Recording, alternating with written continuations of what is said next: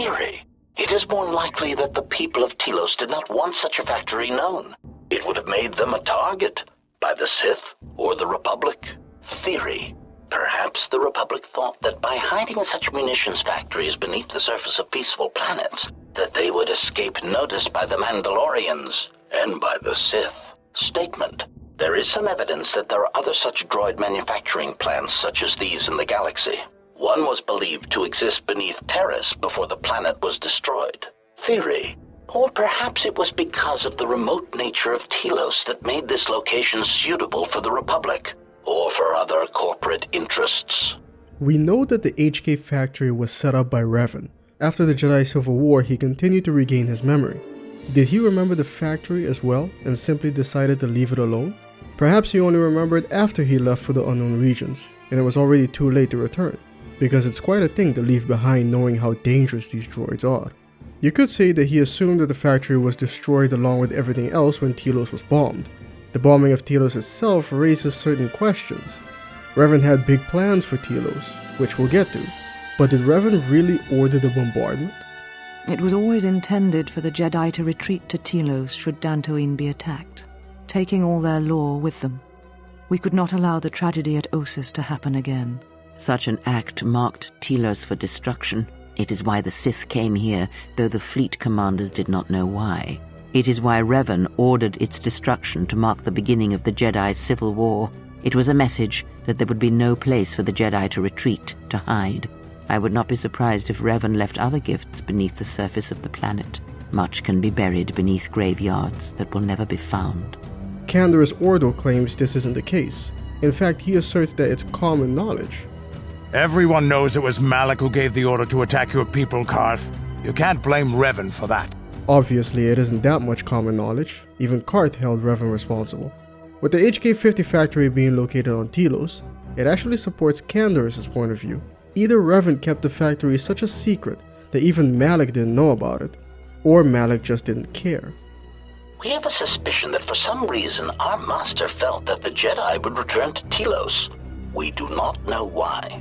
Theory. Perhaps he knew of places that the Jedi would retreat to if their bases on Dantooine and Coruscant were attacked, and he arranged for us to be waiting. Conclusion. But we have found no such places of retreat here on Telos. Maybe Krea's dialogue was originally cut from the game for this reason, or since the HK factory was cut, it was added in as Krea's personal perspective, because she doesn't know about the HK factory either. Without that piece of information, it would make sense that Revan would bomb Telos for the reason she concluded. Revan was a Jedi himself. He knows about the secret facility and the Telos ice cap. He knows about everything. When I was still on Coruscant, Revan and Malak often came to me for additional training. In particular, Revan's hunger to learn seemed insatiable. I should have recognized this as a warning sign. But I perceived the young Padawan's lust for knowledge as simple exuberance and eagerness. At one time, Revan was my Padawan, in times past, long ago. But Revan, when he had learned all he could, had other masters, that fool Jar and other Jedi on other planets. He learned from each. But that can also augment the argument that Revan would use this knowledge to lay a trap. I think Canderous is more right, along with the HK-50s. Revan had another plan to let the Jedi gather on Telos and have the HK-50s be there waiting for them. However, was there any way that Revan could send his message and lay his trap? His HK factory is on Telos though, but underground. Still, why would Revan risk destroying the factory that produced what would have become a major advantage for him in the coming war? Unless the HK units are right and he had more factories hidden on other planets. For example, Taris. Legends tell of a self-sufficient colony founded just before the famine and lost during the Civil War. A paradise beneath the Undercity where droid servants tend to every need. For many years I searched for the Promised Land, just as my grandfather and father did before me.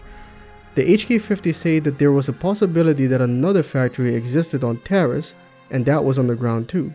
Revan was there when Taris was bombed, he saw the whole thing. The prophesized Promised Land that Rukiel speaks of, and that both his father and grandfather looked for, is far too old for what I'm implying. My theory is the following. There is no promised land.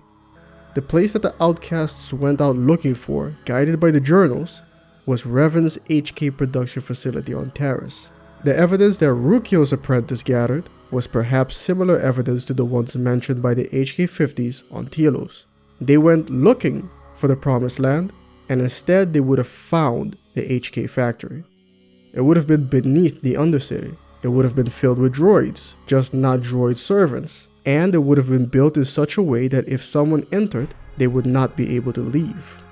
And those who make the journey cannot return. That was the final secret of the Promised Land. When the colony was created, it was designed so that people could enter willingly, but they could never leave again.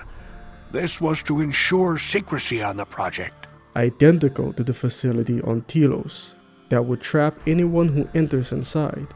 He is trapped in the facility, unable to get out. Crude metaphor. It is like watching a tiny mouse droid in a maze attempting to path its way out. Amusing, but pitiful. I know what people are gonna say. I've seen the holotapes from the Old Republic MMO thanks to this YouTube account here. But let me remind you that I largely ignored that game when producing these theory videos. And I will admit that this one is a bit of a stretch, but that's what makes it a theory. These videos allow me a bit more freedom than Krea's conundrums. Since with those I always feel like I need to offer a definitive answer. That's not to say that I'll never produce another one, I still have ideas. But I like to focus on these for a bit. If you'd like that too, then don't forget to leave a like on this video and subscribe if you haven't already. Also consider leaving a comment if you think this idea would have been cool if fully implemented. If you'd like to see a theory video that's a bit more grounded, then consider watching the one on screen now. I explained why Revan's use of the HK-50 droids was genius, but why after the war, he had no use for them anymore. Until next time, thanks for watching.